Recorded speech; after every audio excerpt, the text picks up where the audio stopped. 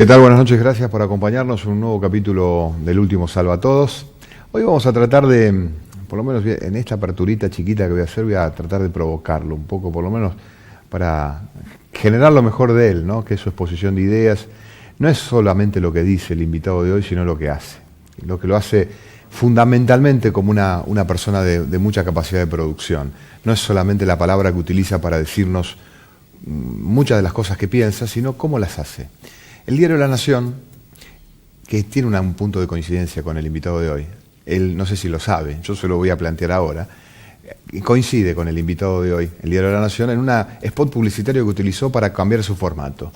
Un formato grande tenía el diario La Nación, pasa a un formato estándar de diario, y cuando hizo ese cambio, sus publicistas eligieron un eslogan: nunca dejes de moverte. Ni en tiempos de crisis ni en tiempos de holganza, ¿no? Cuando hay abundantes cosas para ir recolectando.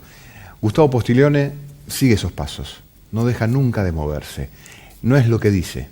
Hoy Gustavo Postiglione lejos es lo que hace.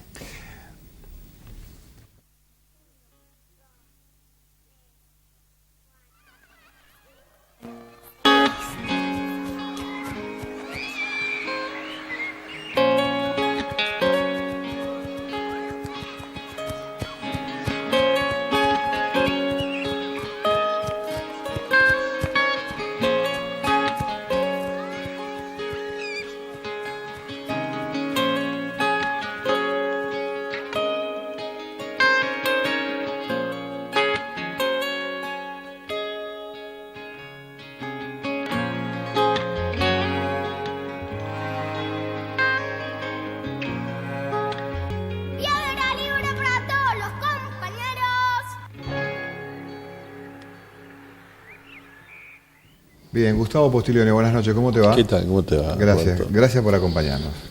Bueno, ¿vos sos lo que decís o sos lo que haces?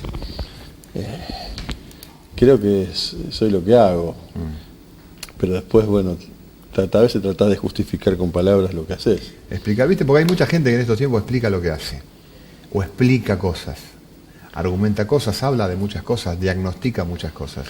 ¿Y qué hiciste? Hablaste. Sí, solo hablaste. Hay muchos sí. habladores que en el campo de la acción son... Habladores. Sí, también habladores, ¿no? Sí, yo creo que está bueno hablar después de hacer, y no hacer antes de hablar. Me parece que eso es por lo menos, creo que vos podés hablar sobre lo que hiciste porque tenés algo hecho. Si hablás sobre el vacío, son solo palabras, ¿no es cierto? Salvo, bueno, que te dediques solamente a eso, ¿no? A elaborar ideas y tirarlas. ¿Vos sos lo que haces entonces? Yo creo que soy lo que hago, sí, de alguna forma me construyo a partir de lo que hago, es decir, no puedo ser otra cosa.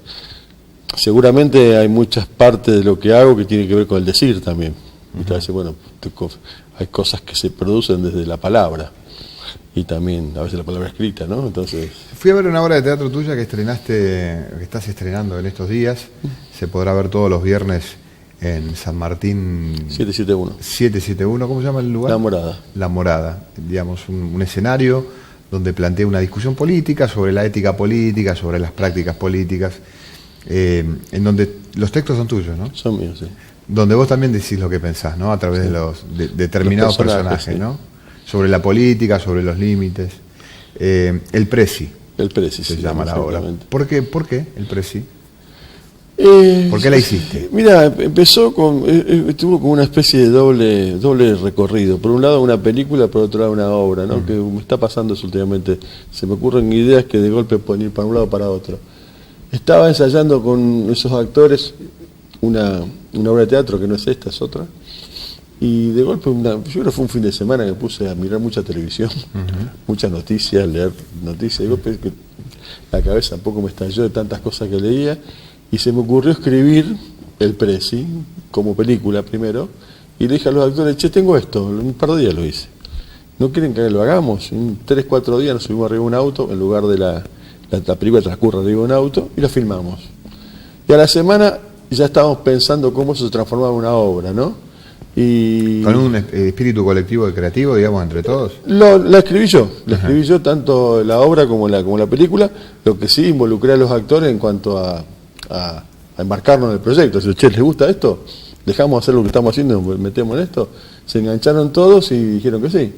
Y fue así que surgió, fue esas cosas que surgen de un día para el otro sin pensarlo demasiado. Creo que tenían que ver también con de golpe te empezás a sentir que pasan cosas y que, no sé si son respuestas a la realidad, pero sí de alguna manera creo que es un emergente de lo que pasa, ¿no es cierto? ¿Quién es el presi? ¿Es Macri? ¿Es Menem?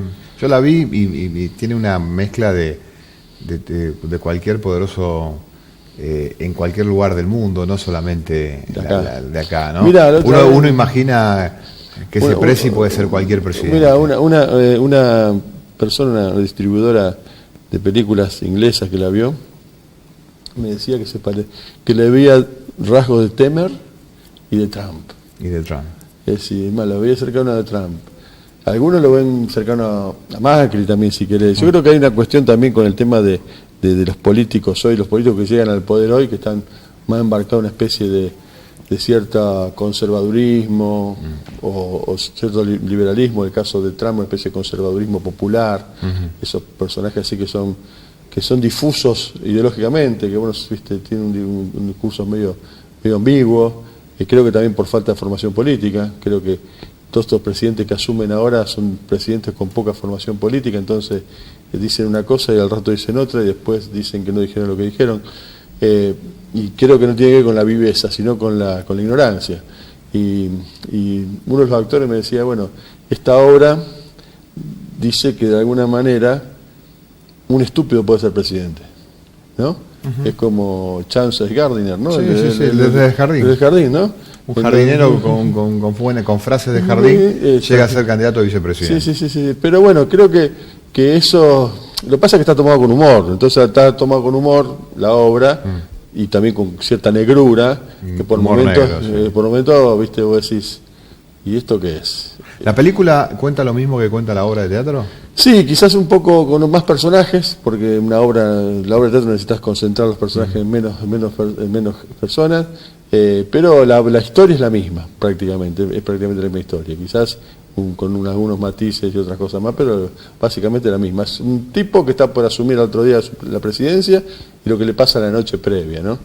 En donde imaginamos qué cosas le pueden pasar a esa persona y cómo también yo creo que ahí tiene que ver mucho lo ético, ¿no? Cómo el límite de lo ético se corre hacia lugares impensados para cualquiera de nosotros. ¿Pensás el poder público o el escenario de poder electoral en Argentina, quienes mandan, lejos de los circuitos de corrupción? ¿O pensás que la corrupción tiene que ver con los códigos inclusive de los códigos habituales del mundo de la política, ¿no? Yo no creo yo no creo que el tema se hace mucho hincapié en el tema política y corrupción. Yo no creo que la política en sí sea corrupta. ¿No? Creo que hay corruptos, como en todos lados, como también lo hay en un canal de televisión y lo hay en cualquier lado.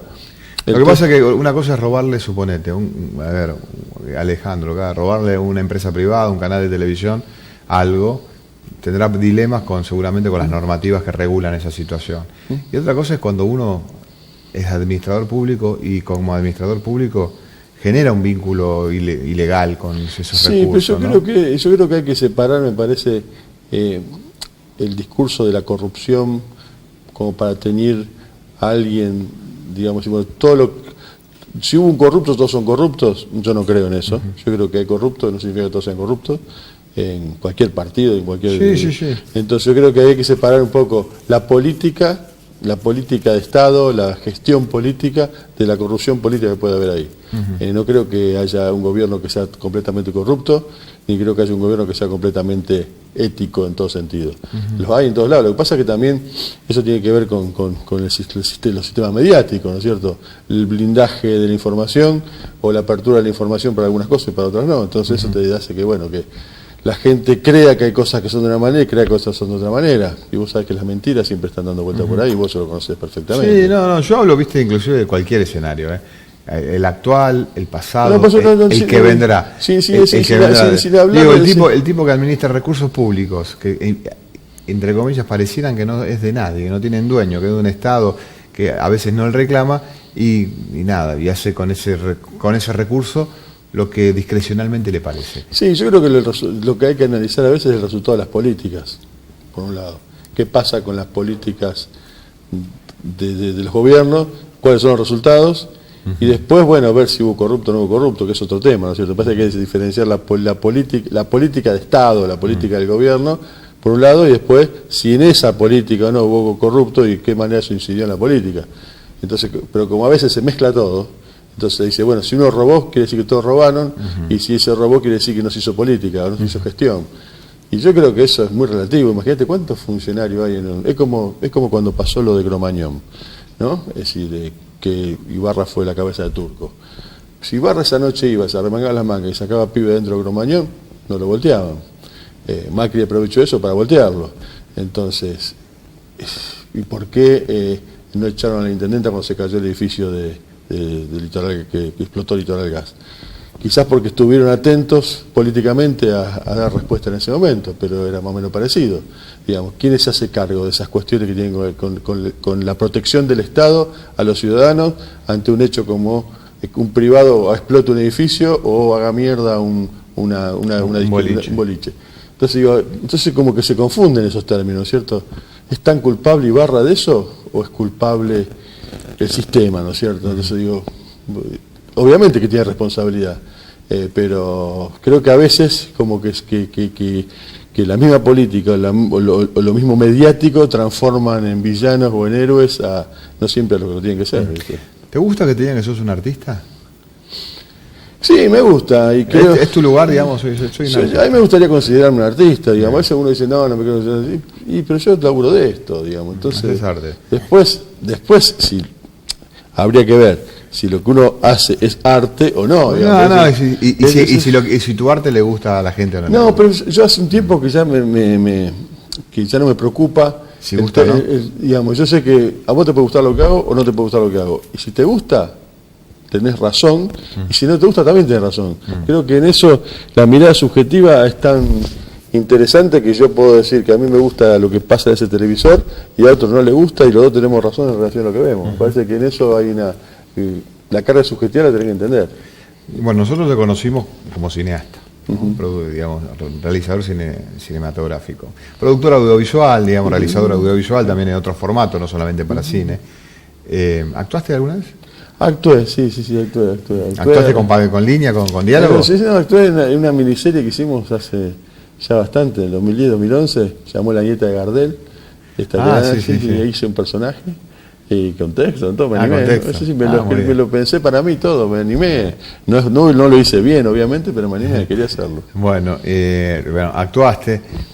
Te conocemos también escribiendo, escribís muchos de los textos, todos los textos de tus películas son tuyos, salvo algunos improvisados, como el caso creo que del Asadito. Sí, también escribo algunas cosas ahora, una contratapa en la capital. Escribí, es tu lugar, ahora haces teatro, y también te dedicaste a la música. Sí.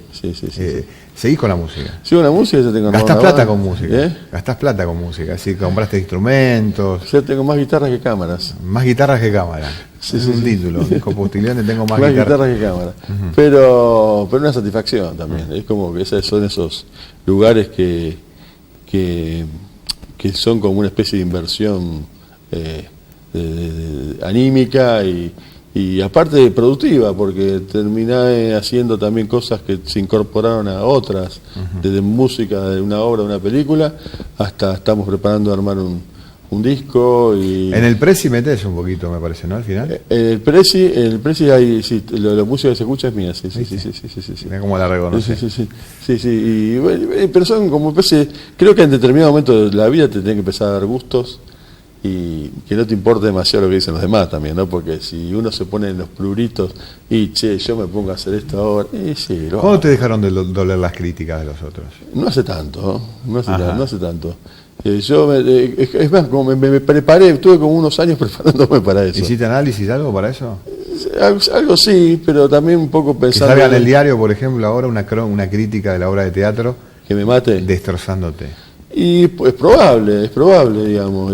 ¿Puede pasar? Puede pasar, sí, puede pasar. ¿Y tu reacción frente a eso? No, hace un tiempo mi reacción me hubiera preocupado, me hubiera enojado. Creo que ahora no. De hecho, me acuerdo cuando hice la peli, ya hace mucho, en el 2000, estamos en el 2007. Fue una película que a mí me dieron de los dos lados, bien, pero me dieron mal y bastante, ¿no? Y yo salí mucho a contestar esas críticas. Me pasé noches enteras debatiendo en foros, en internet, al punto tal de que empecé a odiar la película, no la quería ver más.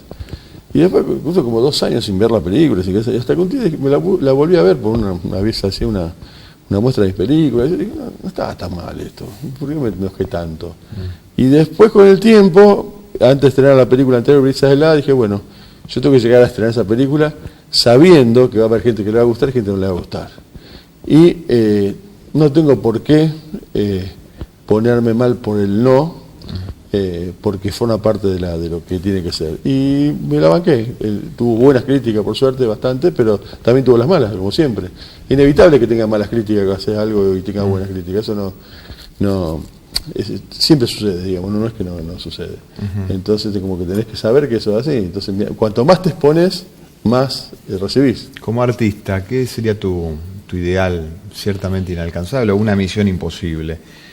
Porque te permitiste filmar con actores muy conocidos, hiciste películas donde metiste tu propia música, tus propios textos, tus propios sueños, es decir, soñaste un diálogo, soñaste una escena, la viste en un momento de la nada y después la viste filmada y demás, registrada. ¿Alguna materia pendiente que tengas?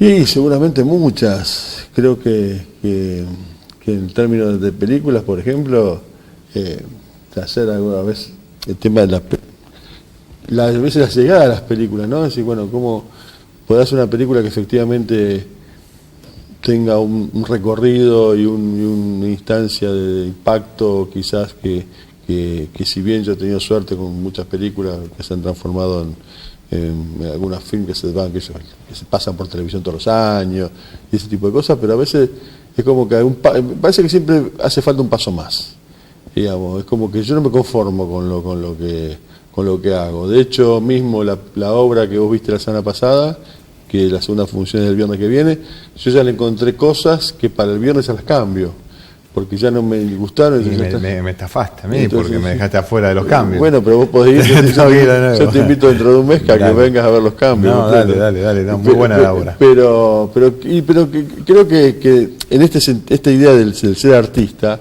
también tiene que estar la idea de la crítica propia. ¿Te gustaría hacer una ficción posiblemente para tele de Rosarina con esos actores? Yo pensaba en eso mientras veía la obra de teatro. Digo, esta obra dura 1 hora, ¿no? Más o menos. Sí. Se puede hacer un capítulo de 40 minutos, 45. Sí, una especie de House of Cards Rosarina. O sea, y que esta cuestión, vos decís, tengo un comienzo, pero todas las semanas puede tener una variación, sí. ¿No? Suponete que no quieras hacerlo de 1 hora porque la hacemos de media hora. Sí. ¿Harías una ficción de media hora para la tele de Rosarina? Sí, claro que la haría. Sí. Es algo que también es como son deudas pendientes también. Me acuerdo que en una época yo hice una semificción que hicimos en Canal 3 llamada Huellas, que más ganamos un premio importante a nivel nacional con esa serie. Después no se siguió. A veces creo que también hay miedo a veces por parte de Rosario. Tiene una cosa medio conservadora en relación a la apuesta a lo que tiene que ver con algo que por lo general no se hace acá y se hace en otro lado.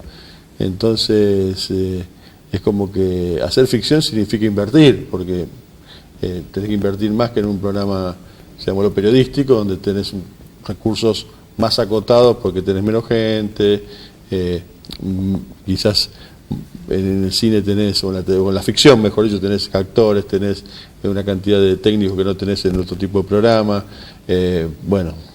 y un tiempo de edición, de laburo, que te lleva, un costo mayor. Entonces yo creo que ahí todavía en Rosario nadie se animó a jugar por ese lado. Que no sería extraño, porque pensar que la gente, cuando nosotros hacíamos esa serie de Huellas, al protagonista, lo paraban por la calle y decían, che, Huellita, le decían, ¿qué haces, Huella? Digamos, por nombrarlo de alguna forma, ¿no? Que era un tipo que sí, andaba. Incluso hubo otra productora que hizo en cable una serie de ficciones también con mucho esfuerzo, ¿no? Mucha voluntad. Yo creo que la gente se identifica, digamos. Yo creo que de la misma forma que te ve a vos y que te sigue, puede ser un actor, digamos. Sí, claro. Lo que pasa es que también parecería que los actores no son de acá. Entonces cuando Y hay muy buenos actores acá. Acá hay actores maravillosos, maravillosos. Yo trabajo con actores de acá junto con actores ahora que filmé estos cortos con Fontana Rosa. Trabajé, si bien trabajé con Julieta Cardinal y con Gastón Pols, que son actores buenísimos.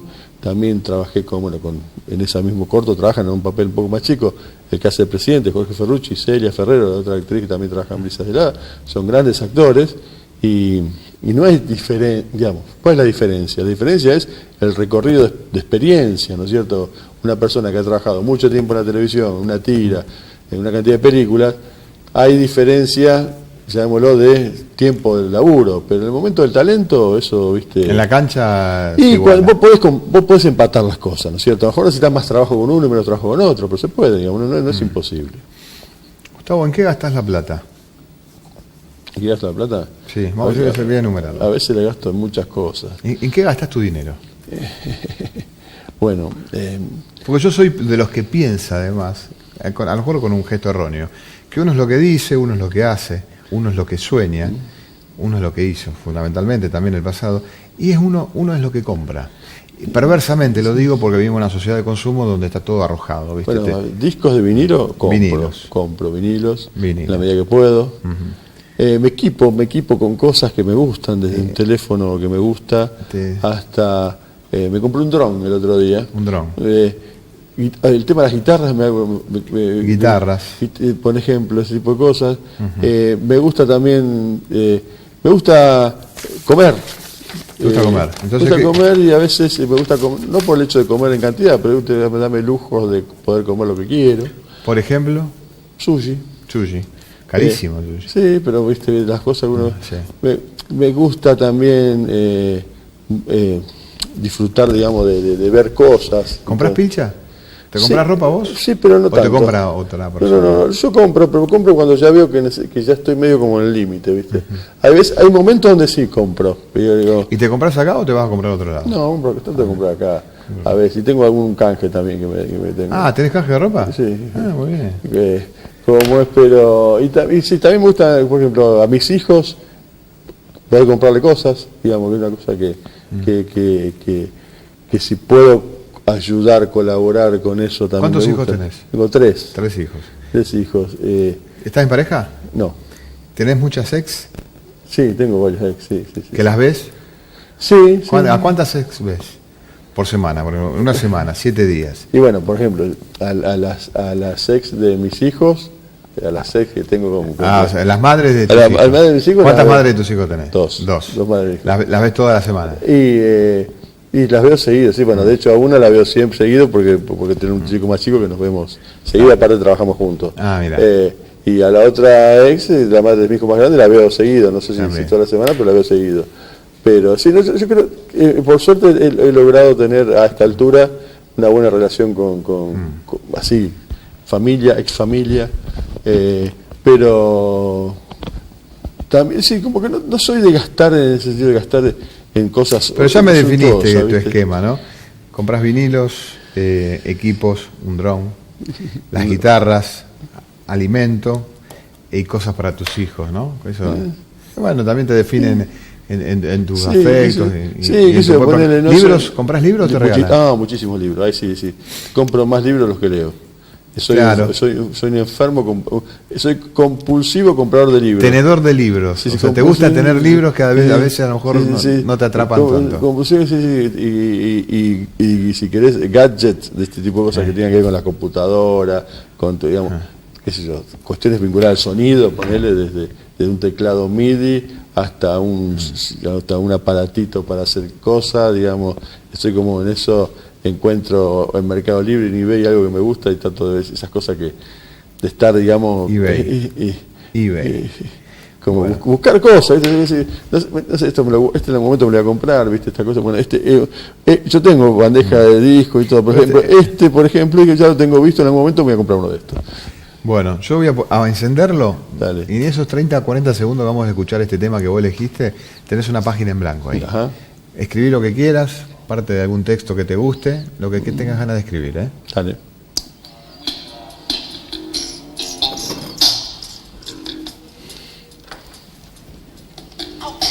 No le debo nada a él,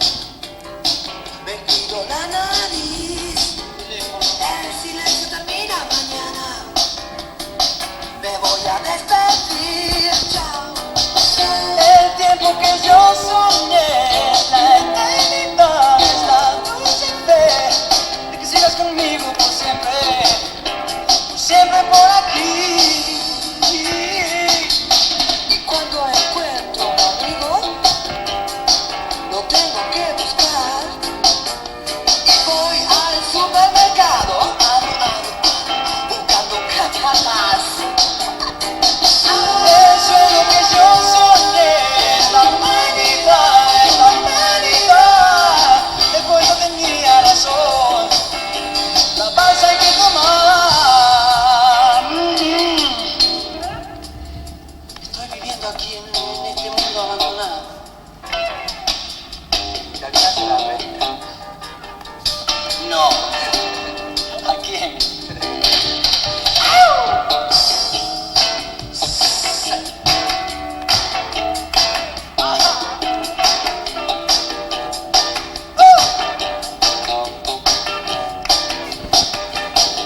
Córtenla, déjenos vivir en paz. Sáquenla. Bueno, ¿qué dice el texto? Y bueno, acá hablando de la pregunta que me hiciste del artista, ¿no? Me quedé pensando en eso. El artista, lo que queda del artista cuando crees que lo sos. La pregunta es si somos artistas o somos la canalización de algo que otro puso en algún lado y que nosotros vaya a saber por qué pusimos dando vuelta en el aire. ¿Sentís a veces que lo que haces viene de otro lado? Que ese texto lo agarraste de un lado que no es tuyo y decís, ¿cómo escribí esto? Me ha pasado que me he encontrado, yo a veces me pongo a escribir de noche, me quedo medio dormido, después me levanto, que me encontré con cosas escritas y que no me acordaba cómo lo había escrito. Y dije, che, ¿cómo escribí esto? Sabía que lo había escrito, pero cuando lo fui a leer, digo, pero no entendí cómo llegó eso ahí. Sí, me ha pasado algunas veces. Y como a mí me pasa de golpe que cuando hay un momento que estoy trabajando, que tengo que de alguna manera ponerme a trabajar en eso, en escribir, ¿no? La primera parte de todo esto es escribir. Sé que hay un momento en donde las cosas vienen y sé que vienen, digamos. Capaz que estuve una semana sin poder escribir nada, pero hay un momento donde aparece todo junto. No sé si eso viene de algún lado en particular. Evidentemente hay un mecanismo que puede venir de otro lado. Es como, si querés, entramos ya en la física cuántica, ¿no? Y la última, ¿cómo te llevas con la idea de no hacer nada? O sea, a lo mejor estar un día, no tener obligaciones ni académicas, ni dar clases, ni filmar, ni no tener obligaciones laborales, no tener obligaciones familiares, y estar un día sin hacer nada. ¿Cómo te llevas con esa idea? Tengo una doble... Tengo una especie de doble cuestión que me pasa. Tengo muchos días en que no tengo que hacer nada y en principio a veces eso me molestaba, porque yo creía que tenía que siempre estar haciendo algo y que si no hacía nada era como que estaba perdiendo el tiempo. Y después me di cuenta que no hacer nada es importante para poder hacer. Y en mi trabajo, parte del hacer es el ocio. Parte del producir es no hacer. Me pasa ahora que tengo una idea que me gusta mucho, que me tomé un título prestado de algo que una vez pensé con otra persona que se llama Singapur. Ajá. Qué bárbaro, ¿no? El programa que nunca hicimos. Sí, que lo voy a transformar en una especie de película, obra de teatro, no sé, con una actriz famosa. Y que hace un tiempo que vengo con una idea que me gusta sobre eso y digo, esta noche me pongo a trabajar y después de golpe me voy a tirar a mirar televisión y a ver cosas que de alguna forma me van a conectar con eso. Y no me preocupa eso en ese momento, porque me parece que esto me va a servir para que en un momento yo suba a mi escritorio y aparezca todo, ¿viste? El último salva a todos, Gustavo Postiglione, nunca dejes de moverte, Gustavo. No. Como el diario La Nación. 1, 2, 3, 4.